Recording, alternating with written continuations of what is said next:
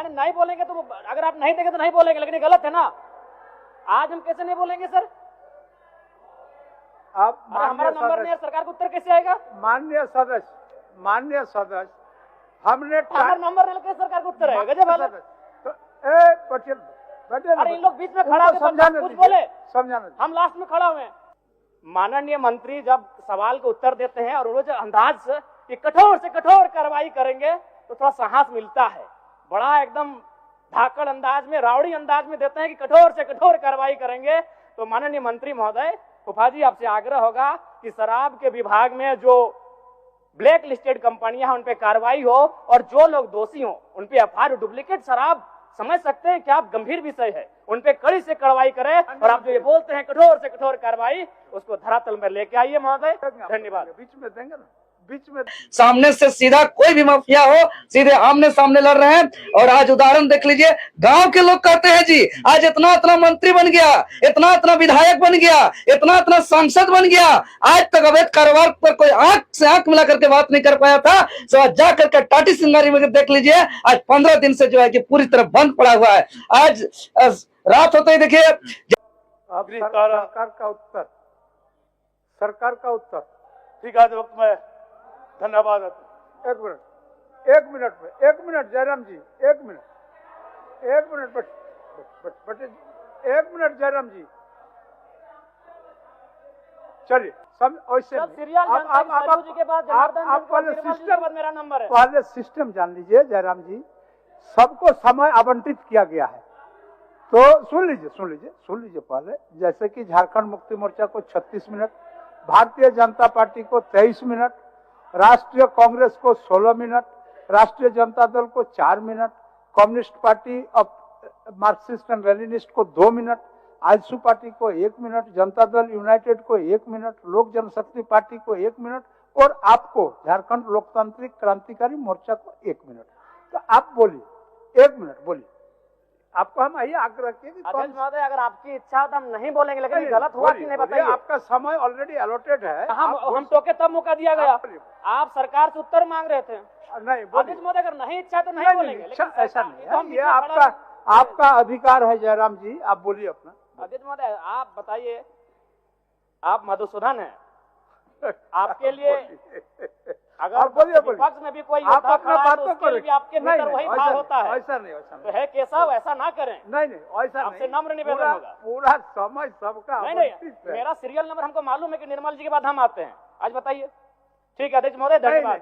आपका कागज शायद नहीं आया होगा। अध्यक्ष महोदय, कागज नहीं, सबको मालूम है। नहीं, ऐसा नहीं होता है, ऐसा नहीं होता है। मानिए, ठीक है, मधुसूदन अवसर दिया जाए, बोलने दिया जाए। ये भी आप जान लीजिए, अपनी जो दल के माननीय सदस्यों के नाम बोलने के पूर्व मेरे टेबल में आता है, तो हमने देखा कि आपका नाम नहीं था। चलिए पीछे से धन्यवाद, कोटि धन्यवाद आपका। सबसे पहले आज चौहाड़ विद्रोह के महानायक रघुनाथ महतो को उनकी जयंती पर नमन करते हुए अपनी बात को प्रारंभ करते हैं।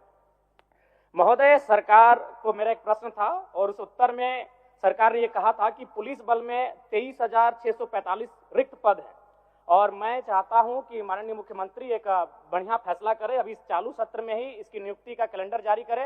अभी 5 दिन सत्र हमारा बचा हुआ है। अध्यक्ष महोदय, हजारीबाग जिला में 1/2019 को 1298 पदों पर होमगार्ड की बहाली ली गई थी, लेकिन आज तक उस बहाली की प्रक्रिया को संपन्न नहीं किया गया है। मैं चाहूंगा इस बहाली की प्रक्रिया को संपन्न किया जाए। दूसरी बात, धनबाद जिले में 2024-25 में चौकीदार की बहाली ली जा रही है, दूसरी लिस्ट जारी की जाए। अध्यक्ष महोदय, आज अगर राज्य में पुलिस और नागरिक के बीच का संबंध कहे, निसंदेह हम लोग यहाँ बैठ के पुलिस की सराहना करते हैं, लेकिन अगर आप गांव में चले जाएंगे तभी भी लगता है कि ब्रिटिश रूल चल रहा है। आज माफिया और पुलिस का सांठ-गांठ बढ़ा है और आम जनता से पुलिस की दूरी कहीं ना कहीं कम हुई है। मैं चाहता हूं इसमें विभाग को काम करने की आवश्यकता है। अध्यक्ष महोदय, चूंकि पेयजल पर बात हो रही है और गर्मी सर पे है और जैसा कि पिछले वित्तीय वर्ष का रिपोर्ट है कि 10% राशि भी खर्च नहीं हो पाई थी, हालांकि उसमें केंद्र का अंश भी होता है, लेकिन कारण जो भी हो, मैं माननीय मंत्री महोदय से कहना चाहूंगा, चूंकि गर्मी सर पे है, अतः जो पेयजल का मामला है इस पर विशेष ध्यान रखा जाए।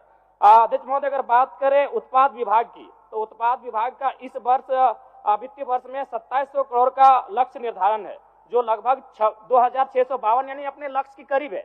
तो मंत्री महोदय, माननीय मंत्री महोदय बैठे हैं, फूफा जी, दारू वाला मामला भरपाई कर रहे हैं और पानी वाला में कुछ नहीं आ रहा है, तो अजबे कर रहे हैं आप। बताइए, दारू एकदम बिल्कुल 2700 करोड़ का लक्ष्य है, आप 2600 करोड़ में पहुंच चुके हैं और पानी में कुछ नहीं हो रहा है। फूफा जी ऐसा चलेगा? बताइए, दारू और पानी दोनों को साथ लेके चलिए। पानी का गर्मी का मौसम आ रहा है। अध्यक्ष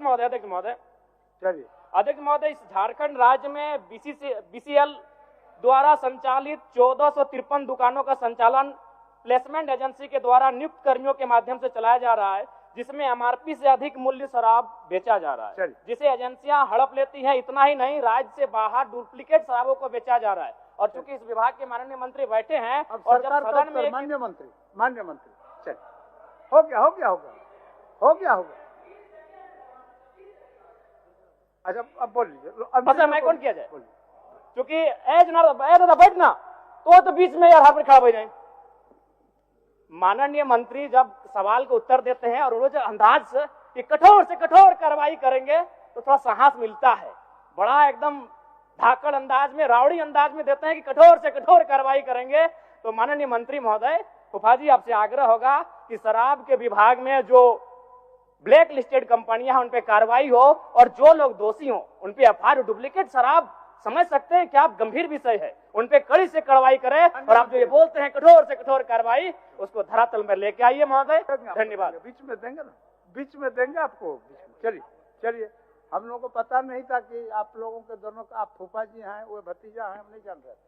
चलिए ठीक। माननीय अध्यक्ष महोदय, पेयजल स्वच्छता विभाग मांग संख्या 36 के आय व्यय 2025-26 के आय व्यय के लिए अनुदान मांगों का चर्चा परिचर्चा हो रहा है महोदय। उसके साथ कई और विभाग भी है महोदय। सामने से सीधा कोई भी माफिया हो, सीधे आमने सामने लड़ रहे हैं। और आज उदाहरण देख लीजिए, गांव के लोग कहते हैं जी, आज इतना इतना मंत्री बन गया, इतना इतना विधायक बन गया, इतना इतना सांसद बन गया। आज तक अवैध कारोबार पर कोई आंख से आंख मिला करके बात नहीं कर पाया था। तो आज जाकर के टाटी सिंगारी में देख लीजिए, आज 15 दिन से जो है कि पूरी तरह बंद पड़ा हुआ है। आज रात होते ही देखिए। देवेंद्र दा, आज रघुनाथ महतो की जयंती पे शुभ अवसर पे आए हैं, क्या कुछ कहेंगे? जी, यही वह धरती है